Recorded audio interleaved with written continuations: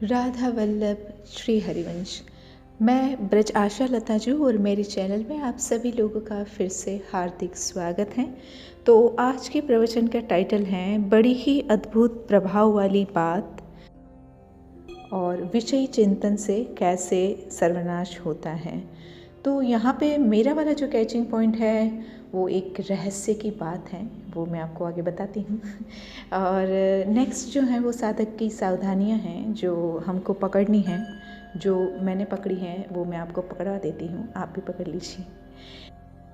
श्री महाराज जी बताते हैं कि हमारा लक्ष्य दृढ़ नहीं है, इसलिए माया सुख दुख दे देती हैं तो हम हर्षित या निराश हो जाते हैं। अंतःकरण की समता ही स्वरूप बोध कराने में समर्थ है, भगवत दर्शन कराने में समर्थ है। समता यानी सुख हो या दुख, लाभ हो या हानि, हमें ये पता है कि सतमार्ग कौन सा है, असत मार्ग कौन है। हम असत मार्ग पे कदम नहीं रखेंगे, सतमार्ग को छोड़ेंगे नहीं, चाहे जैसी भी परिस्थिति हो। फिर प्रभु के नाम धाम रूप लीला श्रवण आदि में रुचि जगने लगेगी, फिर मन भगवान की ओर बढ़ने लगेगा। कोई साधन नहीं बना, आप वृंदावन आए, आपके बहुत पाप नष्ट हो गए। यहाँ की वायु के स्पर्श मात्र से आप एक दिन के लिए आए। ये निधिवन राज हैं, ये राधा रमण जी हैं, ये राधा वल्लभ जी हैं। ऐसा मन में आप चिंतन करते हुए इन ब्रज की, इन वृंदावन की विधियों में आप घूमे हैं और कहीं वृंदावन की आपने प्रदक्षिणा ही कर दी। अब निश्चित हो गया कि तुम नरक नहीं जाओगे। श्री महाराज जी बोलते हैं कि लेकिन इसमें सावधानी यह है कि अब लो नसानी अब ना नसई हो। अब तक गलतियां हुई, अब नहीं करेंगे।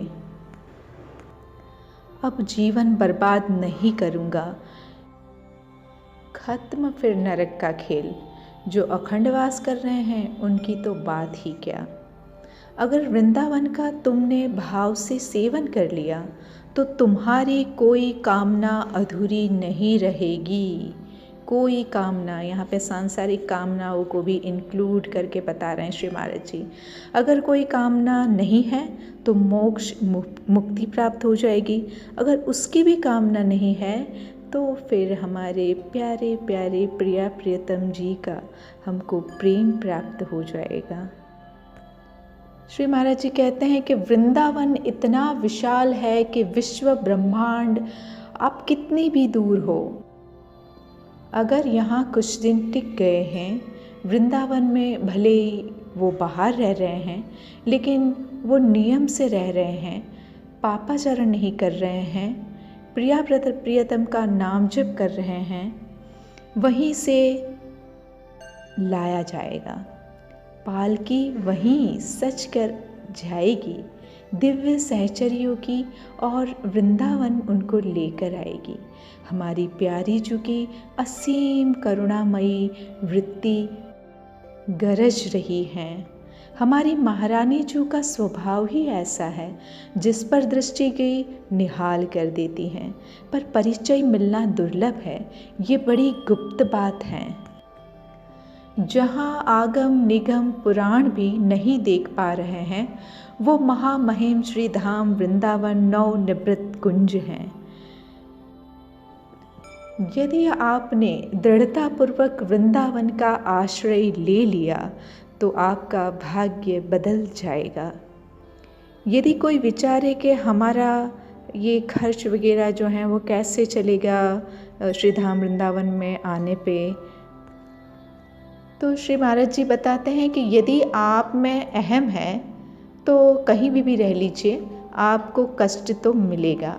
यदि आप भगवान के आश्रित हैं तो जिनका संकल्प मात्र अनंत ब्रह्मांडों का सृजन कर देता है, वो हमारे स्वामी हैं और हमें अपने शरीर निर्वाह और परिवार के निर्वाह की चिंता में, दुख में जीना पड़े, ये केवल अज्ञान है। आप दृढ़ आश्रय लेके देखिए तो कोई कर्म बंधन आपको परास्त नहीं कर सकता। आप लोगों को तो सहज में वृंदावन मिल गया, बहुत रोना पड़ता है वृंदावन के लिए, तब लाडली जी की असीम कृपा से मन और तन वृंदावन में वास करता है। यदि तन वृंदावन में है और मन संसार में है तो अंतिम समय वृंदावन मिल जाएगा, पर लीला में प्रवेश होना मुश्किल है। लीला में प्रवेश पाने के लिए समस्त अभिमान का परित्याग करके, किसी से परिचय ना रखकर, अगर हैं भी तो प्यारी जू के नाते रखकर, केवल प्रिया प्रियतम का आश्रय लें। तो देख लीजिएगा, ये बहुत ही इम्पोर्टेंट पॉइंट है, क्योंकि हम ये सोचे कि बस वृंदावन मिल गया है, अब हमारा तो काम बन गया, तो भाई ऐसा नहीं भी हो सकता है, क्योंकि जो मेन है वो लीला में प्रवेश ही होता है। लीला में प्रवेश यानी कि हमको अपनी प्यारी जू की सेवा प्राप्त होना। भाई सेवा प्राप्त नहीं हो रही है तो फिर वो किसी काम का नहीं है मेरे ख्याल से। तो इसलिए हम लोगों को ये सोच के बिल्कुल भी मतलब कि टाइम वेस्ट करके और अपना असाधनपना नहीं करना है। हमको हमेशा जो है साधना करते रहना है, और जहाँ तक हो सके इसी जन्म में इसी देह के साथ हमको लीला में प्रवेश कर लेना है, अगर हमको वास्तव में भगवत प्राप्ति करनी हो, राधा रानी की सेवा प्राप्त करनी हो तो इसलिए ये बहुत ही खास पॉइंट है। तो देख लीजिएगा, श्री महाराज जी बोलते हैं कि ऐसे ही अगर यहाँ पर शरीर त्याग होगा तो बस खाली जो है वो वृंदावन मिल जाएगा, पर लीला में प्रवेश नहीं होगा। तो श्री महाराज जी आगे बोलते हैं कि ये जो अखिल कोटि ब्रह्मांड नायक परात पर ईश भगवान है श्री कृष्ण जी, ये दैन्यता लिए डोलते हैं श्री हमारी लाडली जी के साथ में, पास में।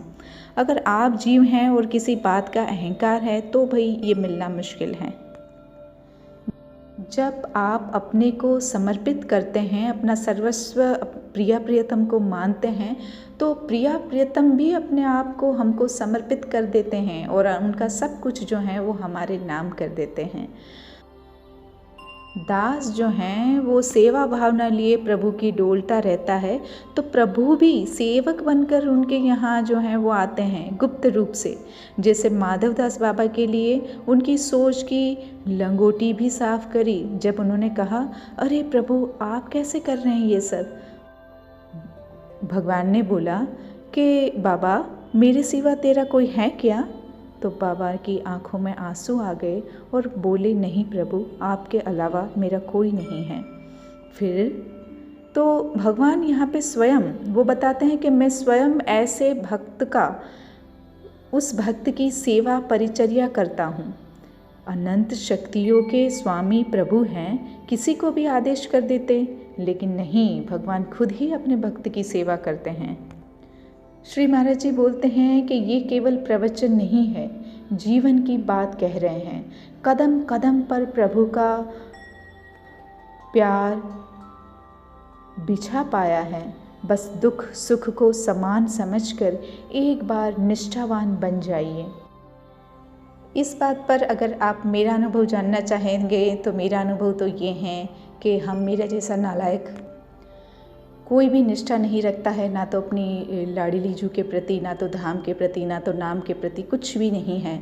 और फिर भी मेरा आज घर छोड़े मेरे ख्याल से 18 साल हो गए हैं, और 18 साल में मैंने 1 रुपया कभी कमाने के लिए अपना ध्यान दिया हो ऐसा कुछ भी नहीं है। और ना तो मेरा कोई बैंक बैलेंस है, ना तो मेरा कोई रिलेशंस का बैलेंस है, मेरा किसी से कोई लेन देन नहीं है। लेकिन फिर भी मेरे को माया बड़ी जोरों की पकड़ के रखती हैं। क्यों पकड़ के रखती हैं ये तो राधा रानी जाने, मुझे नहीं पता। लेकिन मेरा कहने का तात्पर्य कि बस केवल छोटा सा मेरा ऐसा विचार है, उसको मैं संकल्प भी नहीं कहूँगी, कि मैं अपनी प्यारी चुकी हूँ और उनकी सेवा, उनकी दासता ही मेरा जो है एक कर्तव्य है, धर्म है, और मुझे इसी जन्म में प्राप्त करना है। बस ये छोटा सा एक विचार मात्र मेरा है। तो देखिए, हमारी भोरी भारी सरकार हमारे अकारण करुणा निधि हमारी प्यारी प्यारी प्यारी जीव का स्वभाव देखिए, फिर भी आज तक मैंने फील किया है, जैसे महाराज जी तो बोल रहे हैं, तो उन्होंने तो इतनी साधना की है, इतना त्याग किया है, सब कुछ किया है, तब अगर उनको तो प्रेम रियलाइज़ हो रहा है। पर भाइयों बहनों, मैंने अपने जीवन में कुछ नहीं किया है। सच्ची बताऊँ, मैंने कोई ऐसी साधना नहीं करी है, लेकिन फिर भी आज तक मैंने महसूस किया है कि राधा रानी ऐसे रखी हैं जैसे एक हथेलियों पे, नहीं बोलते कि हथेलियों पे रखा गया है हमको। कहीं कोई कष्ट नहीं, कहीं कोई पीड़ा नहीं, कभी हमारे घर में, मेरे घर में कभी भी घी दूध की कमी नहीं, कभी भी मेरे पास पैसे ना हो ऐसी कोई व्यवस्था नहीं हुई। मतलब हर समय एक एक क्षण, एक एक पल हमने देखा है कि किस प्रकार राधा रानी ने हमको इस घटना से बचा लिया, किस प्रकार हमको राधा रानी ने इस दुर्विचारी व्यक्ति से हमको बचा लिया, किस तरीके से, किस परिस्थितियों से हमको निकाल लिया। तो ये 18 साल में बस मैंने उनकी कृपा को जो है अपनी रोम रोम से पिया है। लेकिन बस फिर भी मैं इतना नालायक जीव हूँ कि फिर भी मैं अभी भी आज तक भी ना तो मैं उनके दर्शन पा पाई हूँ, ना उनकी सेवा पा पाई हूँ, और मेरा तो अभी एक धाम निष्ठा या नाम निष्ठा भी नहीं हो पा रही है। बस आई होप कि बड़े बाबा श्री महाराज जी के गुरु जी बड़े बाबा कृपा कर दें और ये सब कुछ हो जाए, तो इसी आशा में जी रही हूँ। पर लेकिन ये मैंने आपको दृष्टांत इसलिए बताया कि भाई बस खाली एक छोटा सा विचार ही हमारा बहुत है, प्यारी जू के लिए हैं, उतना ही कर लीजिए, तो भी वो इतनी भूरी भारी सरकार हैं कि वो आपको पूरा अपने बाहों में भर लेती हैं, आगे चल के दौड़ के आ जाती हैं कि बच्चा आ तो जा तू एक बार मेरे पास। तो ये वाला बहुत ही बढ़िया पॉइंट श्री महाराज जी ने बताया ये राधा रानी की कृपा के बारे में। तो आप रियलाइज़ कीजिए, मुझे लगता है सबको रियलाइज़ होता होगा, चाहे जैसे भी छोटे स्केल पे बड़े स्केल पे, लेकिन हमारी प्यारी जो ऐसी ही करुणा वरुणा लई है। श्री महाराज जी बोलते हैं कि समर्पित हो जाओ। हमारी कोई ना कोई वस्तु, स्थान, पद, व्यक्ति, भोग पर जो हैं हमने अपना ठोर बना के रखते हैं, इसीलिए जो हैं हमारे सामने प्रिया प्रियतम पर्दा डाले रहते हैं। तो ये सच हैं। हालांकि मेरे पास कुछ नहीं है, कोई बल नहीं है, लेकिन फिर भी पता नहीं कोई सा तो सूक्ष्म अहंकार है। अगर उसको मैं गौर से देखूंगी तो मुझे पता है कि मुझे लगता है कि मैं कुछ भी कर लूँ और मैं कैसे भी जो है अपना सर्वाइव करने के लिए समर्थ हूँ, मैं कुछ भी करके अपने हाथ पैर चला के मैं कमा सकती हूँ। तो ये भी एक अहंकार हो सकता है भाई, है ना। तो ये हमारे लिए जो है ना, उसको हम जैसे हम नेगलेक्ट करते हैं, लेकिन वास्तव में ये छोटी सी चीज़ जो है वो बस एक छोटी सी चीज़ भी वही बात है ना कि एक पर्दा पूरा बना के रख सकती हैं और हमको प्रियालाल को देखने में, उनकी सेवा प्राप्ति में जो है वो एक बड़ा अवरोध, बड़ा ऑब्स्टिकल बन के रह सकती हैं। तो हमको अलर्ट रहना है बहुत ही। तो आप लोग मेरे जीवन से सीखिए भाई, मैं तो नहीं सीख पाई, लेकिन आप ही सीख लीजिए। श्री महाराज जी बोलते हैं कि ये ठौर जो हमने अपने हृदय में बना के रखी है ना, यही बाधा है। तो श्री महाराज जी बोलते हैं इसको समेटने के लिए सत्संग है और साधना है। हमारी श्यामा जी सखी हैं।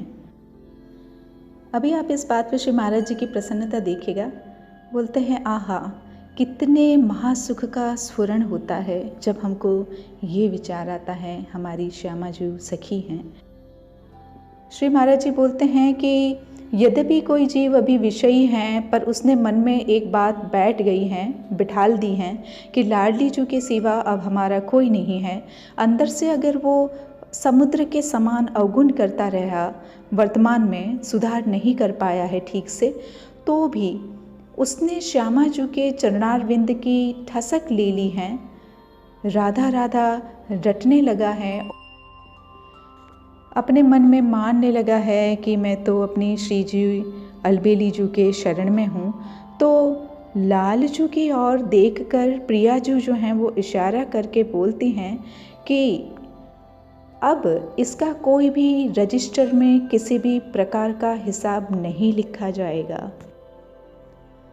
अवगुण करे समुद्र सम गणत न आपनो जान, राय के सम भजन को मानत मेरु समान। ये मेरा नाम रट रहा है, राधा राधा, इसने मुझे अपना मान लिया है। प्रियतम, बस इशारा किया और निहाल कर दिया। जहाँ महारानी जी की दृष्टि उसके ऊपर गई तो पाप पुण्य से ऊपर उठकर प्रेमी भक्त बन गया। तो अब उससे कोई भी दुष्कर्म कैसे होगा। श्री महाराज जी बोलते हैं कि कैसी हमारी महारानी जू हैं, करुणामयी, नेक हो ना रीस कहो, भूले हो ना होत सखी, रहत प्रसन्न सदा ये मुख हासी हैं। हृदय से सदैव प्रसन्न मुद्रा में लाडली जो दिखती हैं, कभी गुस्सा होकर नहीं देखती अपने शरणागत जीव को। छोटा सा वात्सल्य का अंश जब संसारी माताओं में होता है तो पुत्र चाहे 100 गलतियां करे, तभी भी माता यही चाहेगी कि उसके पुत्र को एक भी दंड ना मिले। उसमें वात्सल्य जो है वो भरा हुआ है। तो महारानी जो वात्सल्य की समुद्र हैं, वात्सल्य समुद्र प्रभु उनका सार लाडली जो, तो उनकी शरण में आने वाले को भला दंड विधान कैसे मिलेगा? महाराज जी बोलते हैं कि ये रहस्य है। ये वृंदावन और वृंदावन के रसिकों का संग प्राप्त करने पर ही प्राप्त होता है। जीत गए हम तो, हमारी प्यारी जो, हमारी राधा रानी। कौन है प्यारी जो? लाल बिहारी को प्राण जीवन धन, वारी पियत नित पानी, मेरी महारानी। आगे श्री महाराज जी जो हैं वो एक ध्यान देने वाला एक गंभीर प्रसंग बता रहे हैं, जिसको भी लेना अनिवार्य है हम साधकों के लिए, तो इसलिए ये थोड़ा सा लंबा जाएगा। विषयों का चिंतन करने से उनमें आसक्ति होती है, फिर कामना प्रबल होती हैं, और कामना जो है उसमें बाधा हुई तो क्रोध आता है, अगर पूर्ति हुई तो लोभ आता है। क्रोध में सम्मोह हो जाता है, इसमें स्मृति का नष्ट हो जाना होता है, और इससे मैं कौन हूँ, क्या करना चाहिए, ये सब जो है वो भूल जाता है व्यक्ति। और स्मृति नष्ट होते ही बुद्धि नष्ट हो जाती है, और बुद्धि के नष्ट होने से सर्वनाश का खेल शुरू हो जाता है। पहले प्रकट का कुसंग त्यागे, जैसे कि कल महाराज जी ने बताया था वही कि जैसे एकांत में किसी का ऐसे संग नहीं करना, और है ना, कुसंगियों से दूर रहना। कुसंगी का मतलब यही है कि जो हमको भगवत चिंतन से हमारा चिंतन हटा के अपने में लगा दे या माया में लगा दे, तो वो हमारे लिए सब कुसंग है। चाहे व्यक्ति हो, वस्तु हो, परिस्थिति, स्थान जो भी हो, वो सब कुसंग है। तो ये बाह्य रूप में तो हम उसका त्याग कर देंगे, पर यहाँ पे महाराज जी बोलते हैं कि वृत्ति, उसकी जो वृत्ति है उसका भी हमको त्याग करना है। तो वो किस प्रकार से, ये हमको यहाँ पे समझना है। तो नाम न छूटे तो कोई भी कर्म बंधन आपको बांध नहीं सकता है।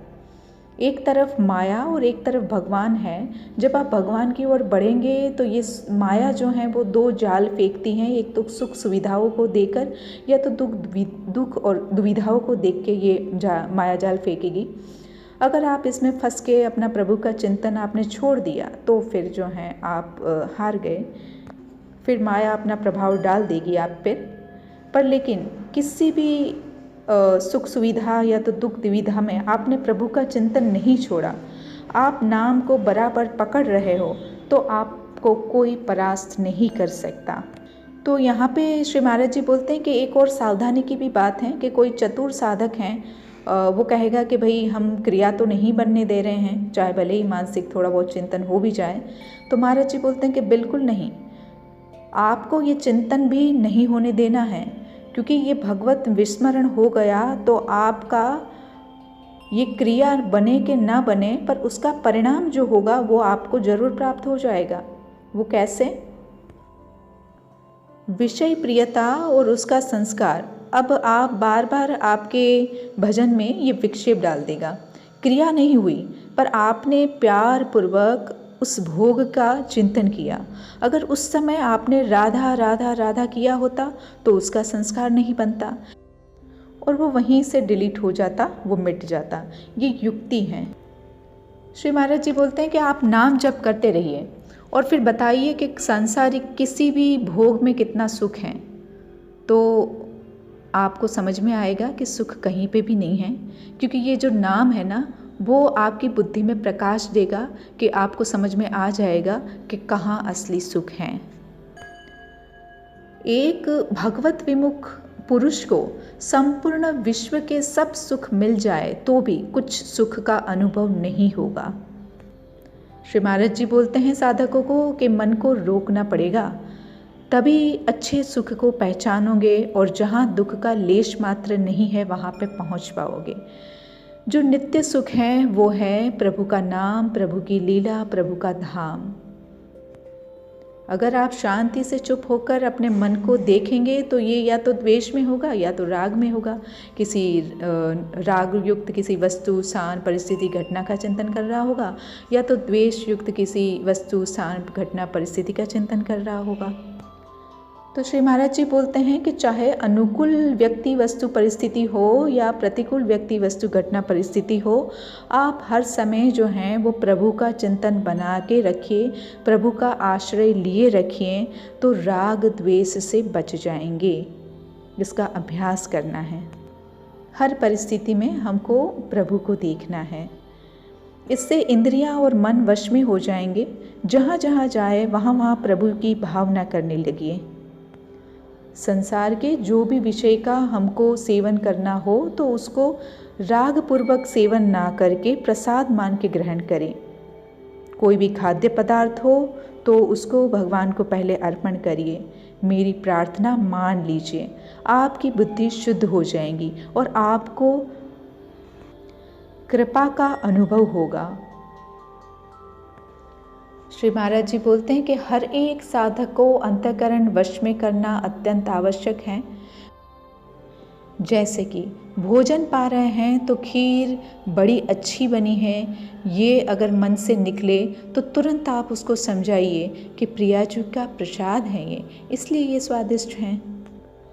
बार बार मन का जो ये राग युक्त व्यवहार है उसको काटिए। बार बार जो है वो उसमें प्रभु की भावना लाइए। वस्त्र प्रभु को अर्पित करके, कर्म प्रभु को अर्पित करके।